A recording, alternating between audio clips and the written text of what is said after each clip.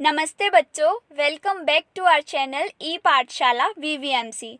तो आज हम करेंगे worksheet number 13 of class 10th Hindi subject, जिसकी तारीख है 3 अगस्त 2020।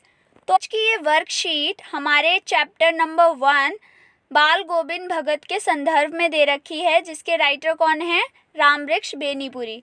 तो आज बाल गोविंद भगत चैप्टर के बेसिस पर हमें एक पैराग्राफ दिया गया है, जिसको पढ़कर हमें निम्नलिखित प्रश्नों के उत्तर देने हैं। तो चलिए पैराग्राफ पहले पढ़ते हैं, समझते हैं। बाल गोविंद भगत मंझोले कद के गोरे चिट्ठे आदमी थे। मतलब जो बाल गोविंद भगत हैं, दिखने में कैसे थे? गोरे थे। 60 से ऊपर के ही होंगे। ये बात क्यों कही गई है कि वो 60 से ऊपर होंगे? क्योंकि उनके जो बाल थे वो सफ़ेद हो गए थे, यानी बाल पक गए थे।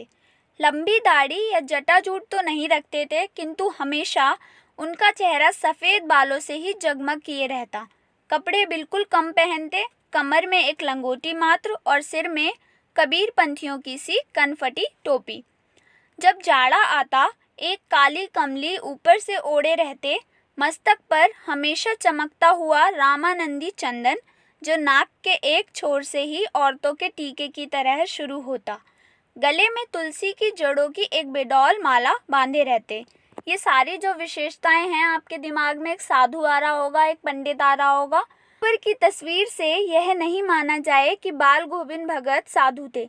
मतलब ऊपर जो पैराग्राफ में जितनी विशेषताएं बताई हैं हमें भगत जी की, उससे अपने दिमाग में ये बेसिस नहीं डालना कि हाँ वो एक साधु थे। वो कौन थे? एक गृहस्थ आदमी। गृहस्थ आदमी यानी जो अपना घर बार चलाता हो। लेखक कहना चाहता है कि मैंने उन्हें उनकी गृहिणी के साथ तो नहीं देखा कभी। गृहिणी यानी जो उनकी वाइफ है, बट हाँ मैंने उनकी फैमिली देखी है। उस फैमिली में कौन कौन है? उनका बेटा और पुतोहू। थोड़ी खेती बाड़ी भी थी और एक अच्छा साफ सुथरा मकान भी। किंतु खेती बाड़ी करते, परिवार रखते भी बाल गोविंद भगत एक साधु थे। साधु की सब परिभाषाओं में खरे उतरने वाले। कबीर को साहब मानते थे, उन्हीं के गीतों को गाते, उन्हीं के आदेशों पर चलते। कभी झूठ नहीं बोलते, खरा व्यवहार करते। प्रश्न नंबर 1, बाल गोविंद भगत के स्वरूप का वर्णन अपने शब्दों में कीजिए। स्वरूप यानी वो सारी विशेषताएं जो उनका कैरेक्टर बताती हैं। तो प्रश्न नंबर 1 का उत्तर आपको स्क्रीन पर शो हो रहा होगा पॉइंट्स में। फर्स्ट पॉइंट इज भगत मंझोले कद के गोरे चिट्ठे आदमी थे, बाल पक गए थे। पॉइंट 2, कपड़े बिल्कुल कम पहनते, कमर में एक लंगोटी मात्र और सर में कबीर पंथियों वाली कनफटी टोपी।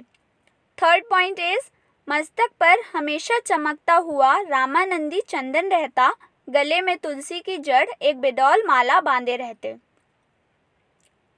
प्रश्न नंबर 2, लेखक ने बाल गोविंद भगत को गृहस्थ क्यों कहा है?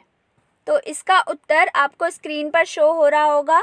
क्योंकि लेखक ने भगत का परिवार देखा था, जिसमें उनका बेटा और पुतोहू थे, थोड़ी खेतीबाड़ी और एक अच्छा मकान भी था। प्रश्न नंबर 3, बाल गोविंद भगत किसे अपना साहब मानते थे?